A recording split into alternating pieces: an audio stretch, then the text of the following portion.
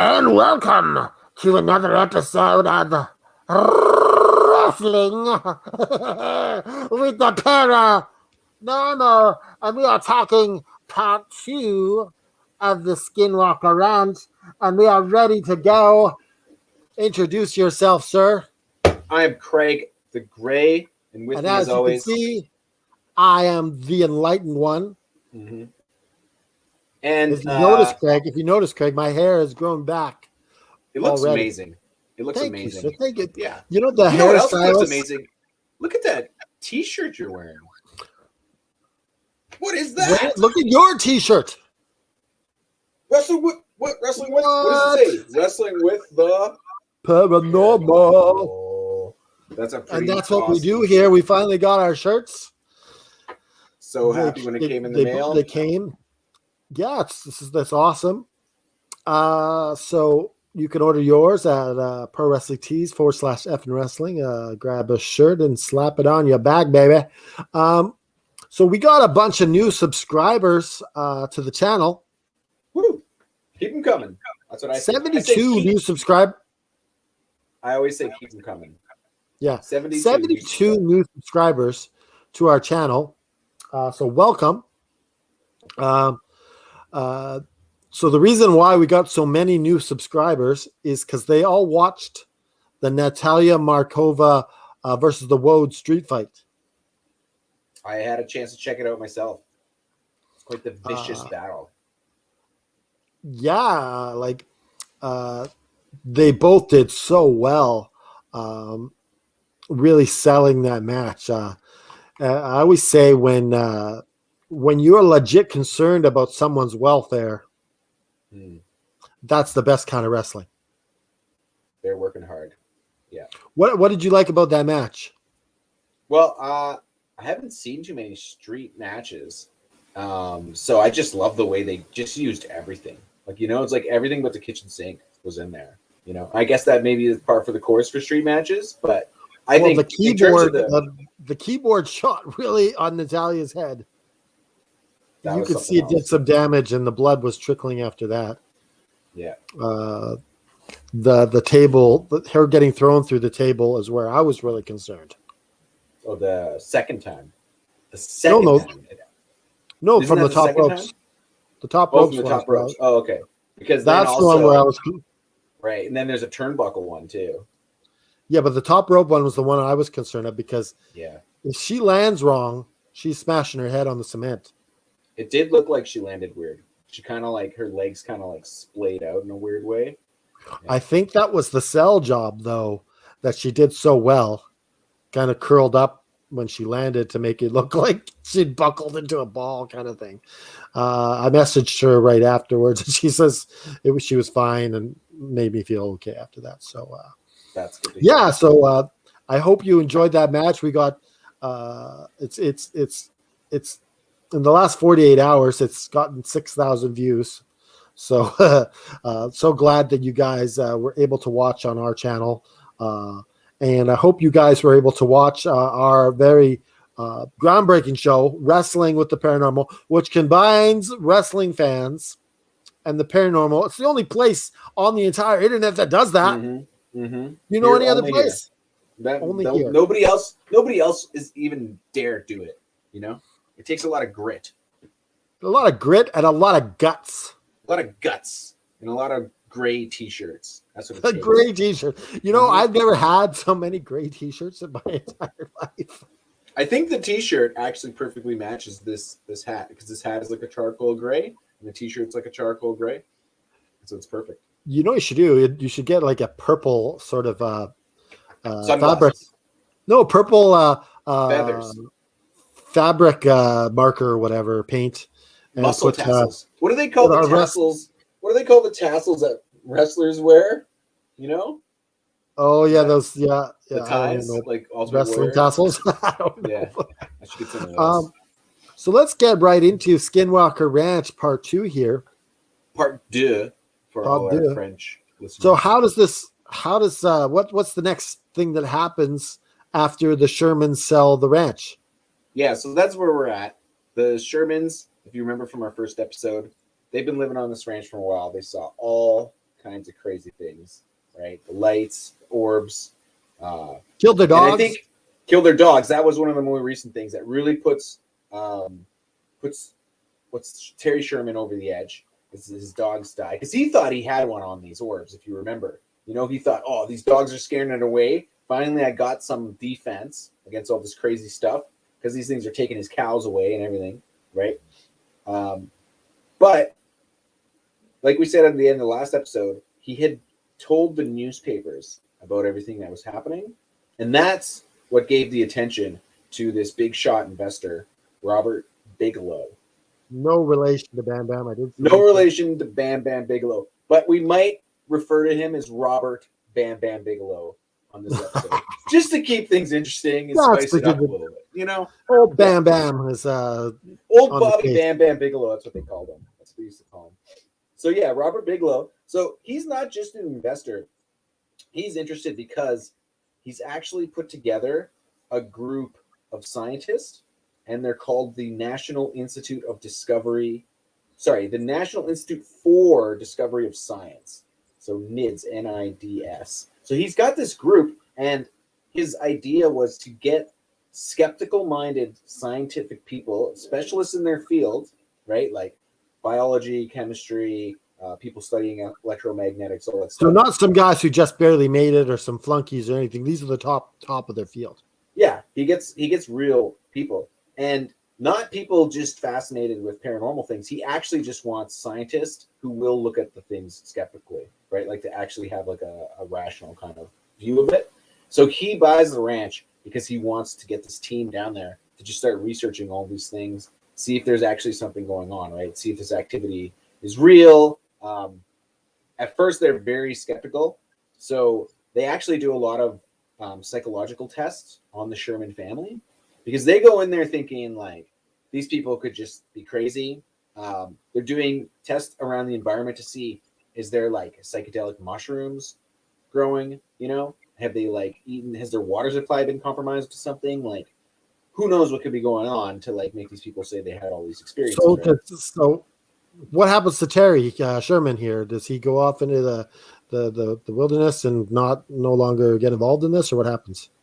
See, one would think that after losing your prized cows and your dogs and your family being terrified, that you would want nothing left, nothing more to do with this ranch. But Terry's got grit, okay? He wants answers. He wants to know what is happening. He doesn't actually leave. Here's the thing. He asks Robert Bam Bam Bigelow if he can stay on the ranch, right? And help them run the ranch. Because even though it's a paranormal hotspot, it is still a ranch, right? And they don't know anything about running a ranch. They're just scientists. So he asks if he could just stay there to kind of be like, handle the ranch and everything. For some reason, Robert Bigelow goes for this. He lets him stay there. So Terry Sherman actually ends up staying on the ranch, even after everything he went through, which we could wrestle with later. Yeah. Is something controlling him? Is he staying there for another reason? Who knows? We'll leave that open. Yeah. So what's some of the things that continued to happen while they were doing the studies here? Obviously, if we're going to a part 2 episode, some stuff is about to go down on the ranch. Yeah, it didn't just stop all of a sudden. Okay, so the research team gets there March 9th, 1997. They find a dead calf. Now, just like we talked about how these animals were mutilated before, and it seemed like it was machines doing it because it was like really precise cuts. There was no blood, and this is the same thing. They find this dead calf, and all that remains of it is its head and legs. Its guts have been completely removed, all of its organs all gone.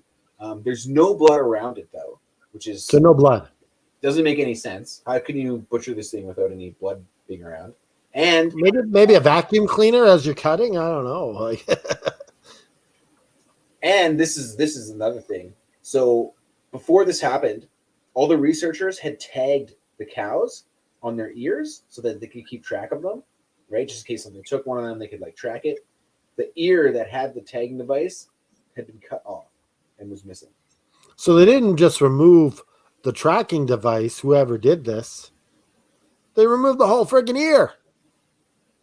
And we'll get back to this too. There's lots of like things are going on where whatever's going on doesn't like being researched, right? So the research often gets interrupted and spoiled, right? So that's one of the first things. Okay, so on April 1st, a calf goes missing and nowhere to be seen.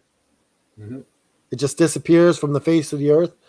And it's interesting that it's on April 1st. You think it's April Fool's? Like, yeah, it's almost like it's playing into this stuff, right? It could be, yeah. But the calf doesn't return. So the next thing that happens, April 2nd, Terry and his wife Gwen's helping him on this day, and they're driving by the corral where the calf went missing, and they had some of their Black Angus bulls there. Prized. Prized. They're worth $12,000 in total. And so she mentions to Terry, Gwen says, I would just be heartbroken and devastated if any, like she's verbally saying this, if anything happened to our prize bulls. And they go down the road to do some more tracking on the ear, tagging, and fixing some fencing. They're gone for an hour or less, and they coming back, and their heart drops. What happens? Their prize bulls are gone. $12,000. $12,000 worth of bulls are gone. Why would she say that? Bulls. I wonder if he turned to her and said, "Why did you say that? Why did you say? I hope nothing happens." Don't you know they listen to us? So they're going, and the corral's all locked up. There's no way these bulls are getting out on their own. Mm-hmm. No damage to the fence. No damage to the fence. Anyway. And it was as if they just materialized out of there. Yeah. And there's a old trailer there, and for some reason he pokes his head in the trailer, and there are all the bulls, all kind of just mashed together. And they're still in alive. A trance. Yeah, still alive, but they're in a trance. Yeah. And I guess he gets their attention and wakes them up. And they start freaking out. They bust open the back trailer and they run out into the daylight until it takes them like an hour to get back into the corral.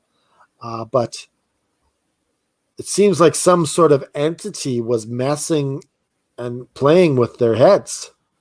Yeah. And the researchers got on the scene now, not like part one last week, weird stuff happens and then it's just happens to the family. Now the researchers get on top of this and they look, okay, what could have happened here? Could Sherman be playing a trick on us, right? So here's the thing though. That trailer is really small. It does have an original door that the bulls that you would normally put something into, but the original door, because to get out, the bulls had actually broken one of the back doors or something to get out of the trailer. But the original door had never been opened. It still had cobwebs, like years worth of cobwebs piled up on it. The researchers found that. So they almost Star Trek them into there with the materialization, right? With the Star Trek. And they also said no bull would willingly go into that trailer with like 3 other bulls. Like there's not enough room. Yeah, because they're angry bulls, and the ones that I guess they would ride in a rodeo, kicking and screaming, sort of thing. So that was they analyzed the fence, and it was highly magnetized. The whole fence, so it wasn't damaged, but the corral, like where the bulls originally were, the corral, the fence around it was all highly magnetized, which wears off over time. But right after the event, it was like really magnetic. I find that's a running theme here, is that magnetization is going on. I see where you're going with this. Yeah, a lot of the magnetization is going on. Are you saying what I'm thinking, that Magneto, the villain from X-Men, could be behind this? Magneto is on the rogue. He's on the loose. And he also, for fans of comic books might know, one of his henchmen is Sabretooth, right? Who maybe would be eating cows. I don't know. Pieces are falling into Is there place a here. portal X-Men who makes portals? Not that I remember. No. I know Nightcrawler can That's can true. kind of, Nightcrawler can transport people. He can so. teleport people. But But anyway, that's just a side note. Just back think to the about that. story. If you're an X-Men fan, you can think about that. All right, that's Yeah. one theory. If you're not an X-Men fan, then tell us to shut up. Yeah, put it in the comments. Shut up about your X-Men crap. All right, now that was that incident, and actually before that, there was a couple other just quick notes in.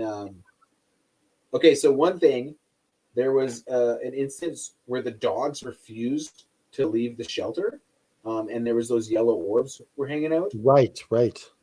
And here's the thing: so the yellow orb is out above the trees, and they're driving around, and Terry's with them, and he sees the yellow orb. He gets out of his truck with a rifle, shoots the trees. There's two yellow orbs in the trees. He shoots at it. The orbs go out, and they hear a thud as if something fell out of the trees and hit the ground. Now, when they go investigate, though, they don't find a body of anything. But the investigators, like the research team, they actually find footprints. So there was something footprints. with the yellow orbs. There was something there with them. Yeah, could have been some kind of creature. They said the footprints were 14 inches and they had like claws on the ends of them. So, like, there is evidence. Like, they've got pictures of this stuff. They've got pictures of the orbs. It's not like these. It's not like this is all just hearsay, like just people talking. Like, there is collection of evidence. There's even a documentary people can watch if they're interested. Yeah, that is Hunt for the Skinwalker. And there's a book too. One of the researchers from the team, Kellerman, he wrote the book Hunt for the Skinwalker. But Hunt for the Skinwalker, you can find that on Amazon Prime, I believe. Well, they're not giving us any ad revenue. You can find that on Amazon Prime, or I forget what it's called. Yeah, you can look for it wherever you buy. You can pick it up at your local library. How about that? Yeah, I'm sure you could rent it from your library for free. Yeah, probably not on Disney Plus. Wait a second. This is some blatant self-advertising here. Do you know what this guy does for a living? Who? Me? Yeah. What? Just because He's I a work in freaking a library. librarian. I don't know if our library has Hunt for the Skinwalker. I'm going to look it up. Well, you work the downtown library. It's pretty big, right?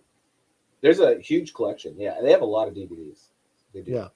Any downtown big city library is going to have a lot of stuff. Yeah, but hopefully they have a good selection of paranormal documentaries. So, what's his name? Keller? Calm Keller? Kellerman. No, sorry. Yeah, it's like Keller. Yeah, Keller. Yeah, I guess it's just pronounced Keller. Yeah. That's right.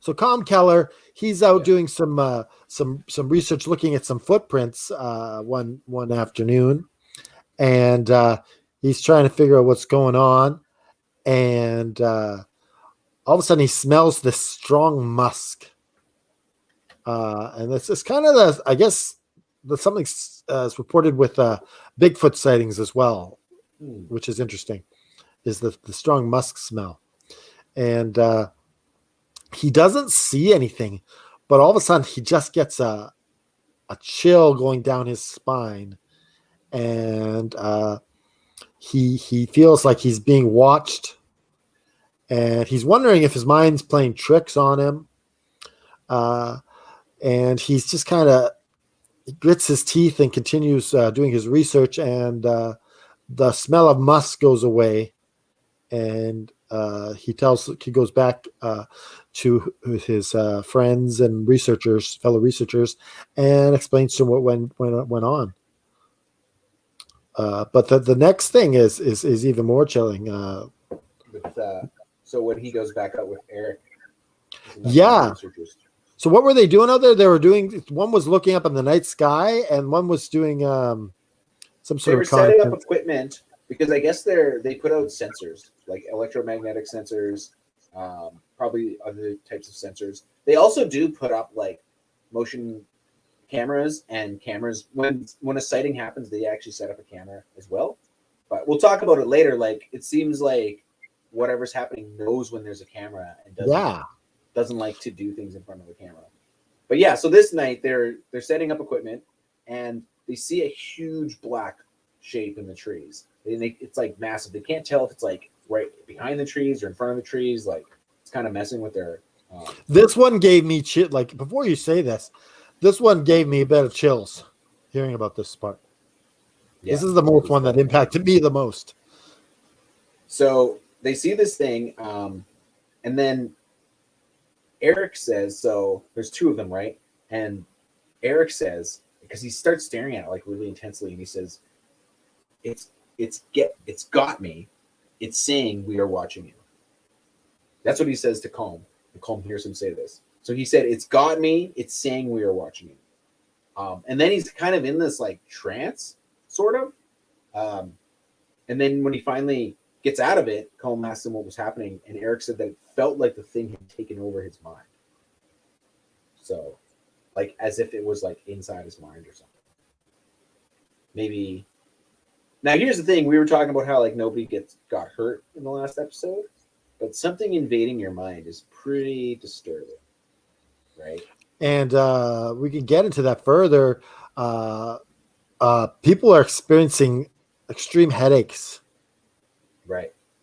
And to the point of sickness and having to be hospitalized, and even seeing like inside their brain something's going different in their brain as a result. So yeah, some people are able to get headaches where the other person isn't. So it's affecting a specific person or a specific type of person. And we've kind of talked about this before. Like some people seem to be more affected by paranormal activity than other people. Might be similar to like some people can be hypnotized, but some people just can't. Like they're just resistant to it.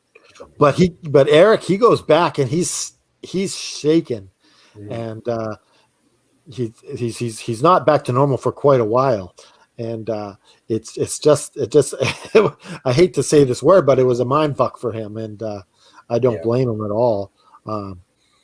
And it seems like they're always one step ahead of them, right? Yeah, and absolutely. And it's just crazy what's going on here. And to me, it comes across as very demonic, and especially being the black figure. I know that on the National Geographic or History Channel, they do Skinwalker Ranch, and they pretty much say it's a UFO, and they don't really go into anything else. But I think it's more to me. It's more demonic and more to the curse of what happened with the natives who put a curse on the land. Yeah, and it's got a lot of like people's emotions being affected. You know, like those orbs can make you really anxious and scared. And like this episode is another one of those things. Like this thing is actually like going into his mind and saying like we are watching you, and it seems really menacing, right? Like it's not just because a lot of UFO sightings just seem to be like, oh, it's just like there's this thing and I saw it, but the person doesn't seem to be affected like mentally. Like, you know what I mean? It's not like somebody's trying to take over their mind or like really trying to like. Well, it almost sounds like a possession sort of thing. Yeah, absolutely. And think about it. We just talked about those cows, right? Mm-hmm. Those cows might have been like those cows wouldn't normally go into that trailer, but maybe if something was taken over their mind, right? And that's why they were in that trance when they first found them. So there's something to that. I could see that. So I wonder if you could go around praying over your cattle. Damn, we can't hurt this guy. He's been blessed. Bless your cows, Terry Sherman. What is he doing too? Okay, here's the thing. Why is he still storing cows there? Like cows that are worth thousands of dollars? You would think he would have learned by now to not. Yeah, especially the Black Angus. Like that's $12,000. Does he have insurance on these cows? Like he's lost cows and dogs, and what is he doing? Well, it could have been the investigators saying, "Don't worry, if you lose them, we'll cover it" or something. I don't know. That's true. Actually, I forgot to mention that at the beginning.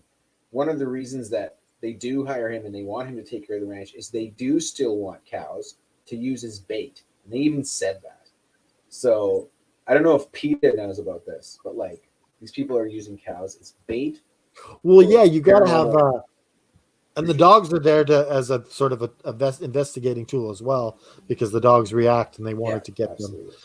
So all sorts of crazy things are still going on at the ranch, All right, I and got another one. You want to talk about something else going on? Here we go. August, 3:30 a.m. So two team members are looking over a ridge. One of them's named Mike. I don't think I got the name of the other guy, but he sees a light over a pasture, and it's more intense on the infrared because he's got infrared and normal vision, and it's way more intense on the infrared.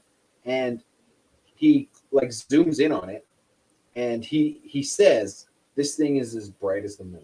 That's what he says, and then he realizes as he's looking at it that it's actually not a light; it's a tunnel. He can tell it's like a tunnel, which is something that was reported the last time too, right? no, I noticed they call it a tunnel and not a portal like they did before. It's interesting. Right. I mean, really, you see something like this and you don't know what's called, right? Yeah. You're just saying what it looks like to you, right? But he sees huge black creatures like climbing out of the tunnel, and then here again, the air is musky. They smell that strong musky scent. So yeah, this creature crawls. This gigantic. It's not a small creature either, and they're far away. How far away are they? Did they say? Really, like far away. He has to zoom in with with the infrared goggles, right? So this creature is gigantic from where they are, and at first he's crawling out of the tunnel, and then all of a sudden it's going at crazy speeds. And I guess he got within feet of them. Yeah. And that's another one that just gets me chills, bro. Man. Yeah, that is another one. So, like, also other things that the investigators report that matches what the Shermans reported. Obviously, the orbs, we talked about that. They all see the mutilations, and they also hear those noises underground. So, if you remember, the Shermans reported when they're sleeping and at night, they hear noises underground as if there's some kind of like factory or machinery or some kind of base, like something's underground. So that's interesting. So I've also been watching the Skinwalker Ranch on the History Channel, and they report like these crazy magnetic noises that are just so high pitched, and they're right up there. And it seems to be coming from underground. And so the one guy was getting a headache, and he would go into the silo that they have there that protects them. So as soon as he went in the silo, the metal silo, the headache stopped. And the one guy had to leave the ranch because it was hurting him so much. So like just the regular headaches. Yeah, he was hurt from before, so as soon as he started getting it, he left the ranch and didn't come back until they were over. So it might be another thing. Yeah, some people are more affected than other people. But their computer detected like an attack on their system.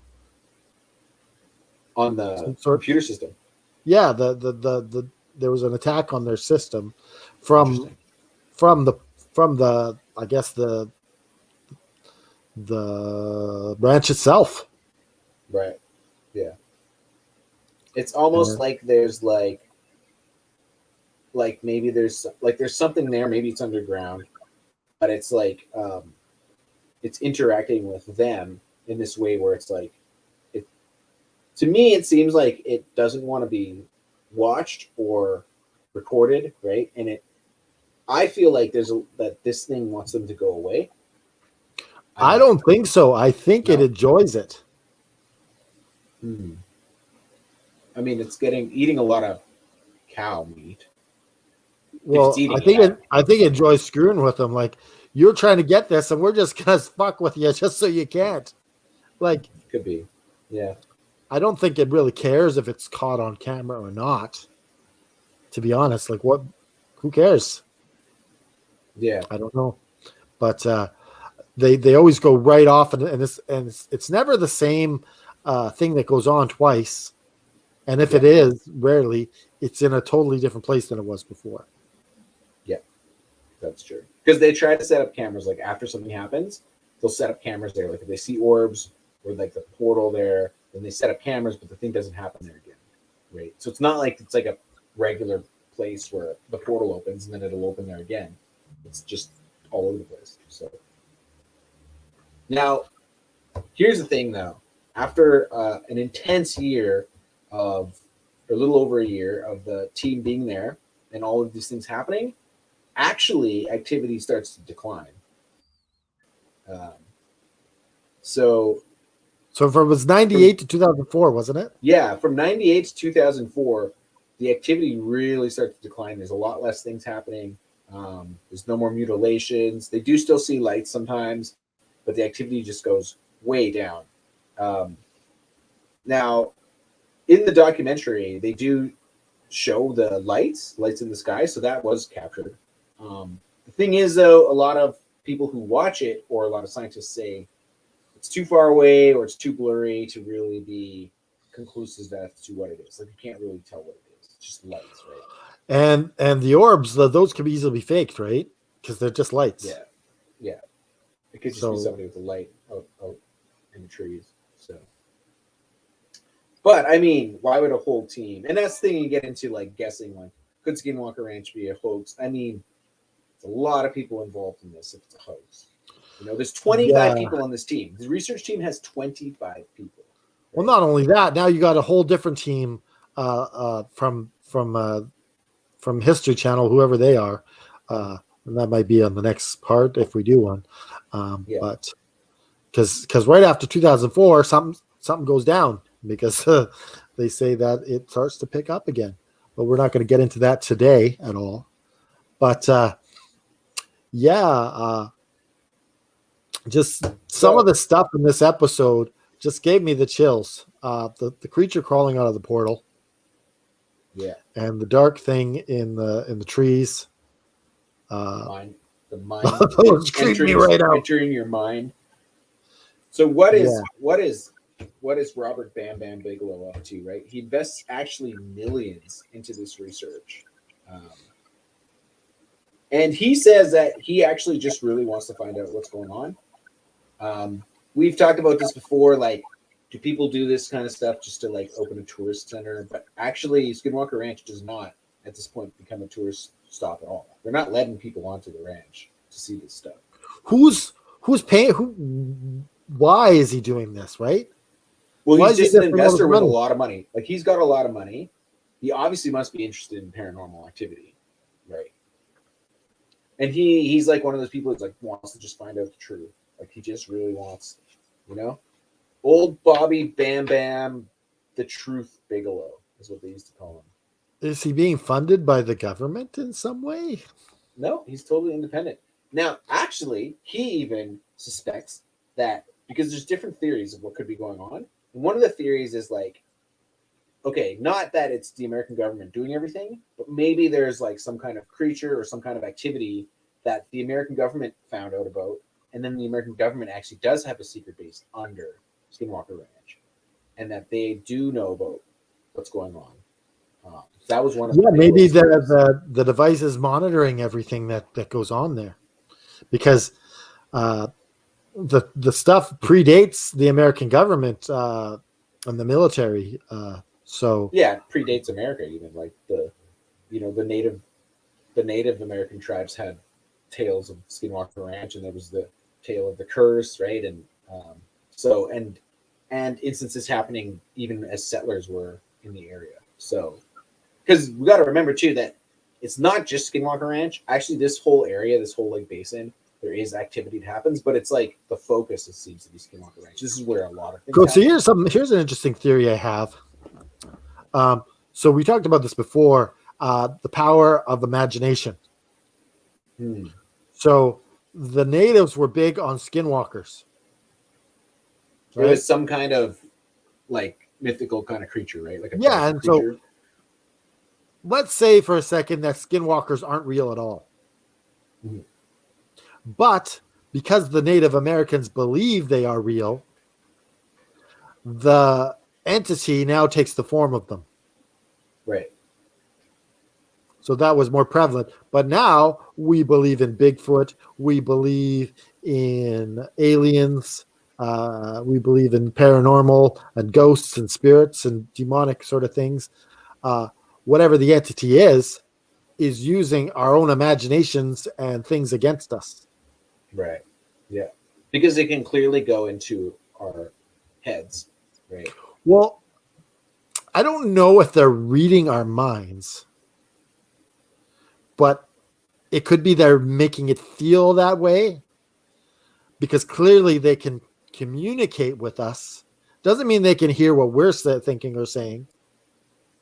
You know what I'm saying? But there was, yeah, I know what you mean. Like, it might not be as clear cut as thinking about like, oh, like I can hear your thoughts the same way that I hear somebody talking into a tape recorder. Like, it might not be that simple, but like maybe they can understand some kind of like intentions or like the way that that Miss Sherman said, like, I hope nothing happens to your prized cat. Yeah, but that was verbal. But even, but you could even pick up on just like the entity could pick up on, Oh, their okay, fear. they really, yeah. You know what I mean? Like they obviously really like these cows. And when she said that, she would have had the emotion of like, oh, like these cows are worth a lot of money. Like I hope nothing happens to them.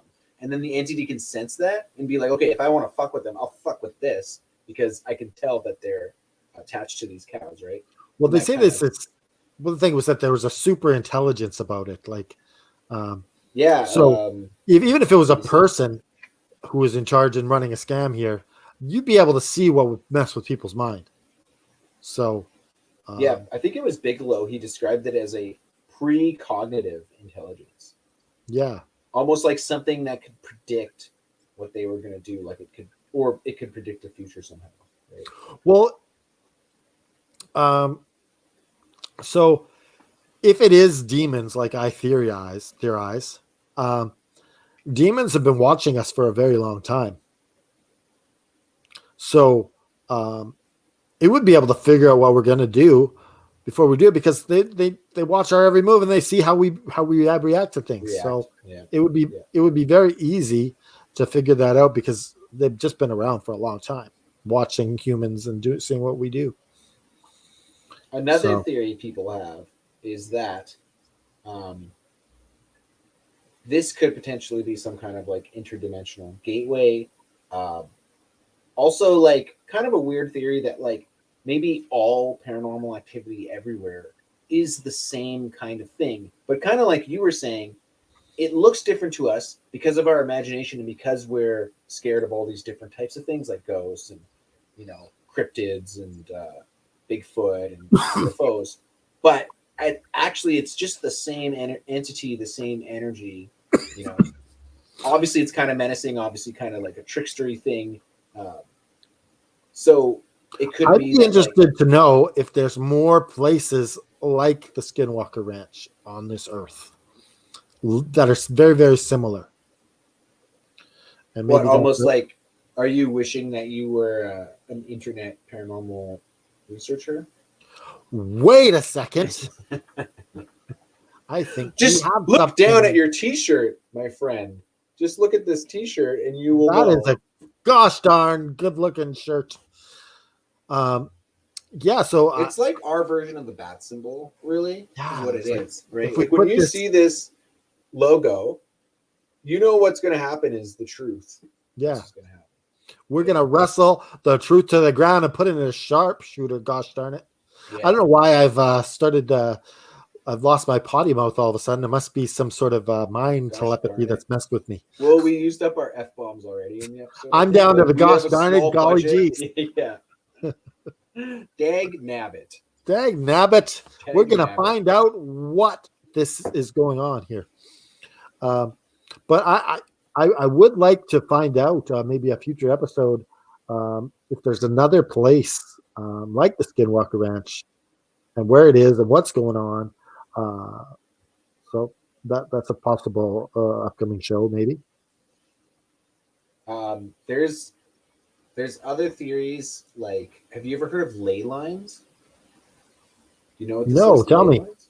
So ley lines is this ancient theory that there's there's a it's like a grid of energy, like supernatural energy that is overlaid on the planet, and they're like lines, almost like roads, and where they cross will be like a center for like power of like supernatural power, or like Stonehenge is thought to be like a ley line where like that's why druids Why would does do this feel like magic there. an ex Ghostbuster movie or something? Well, I mean, these movies don't just take their information from nowhere, right? Yeah. You know, these writers do some research, right?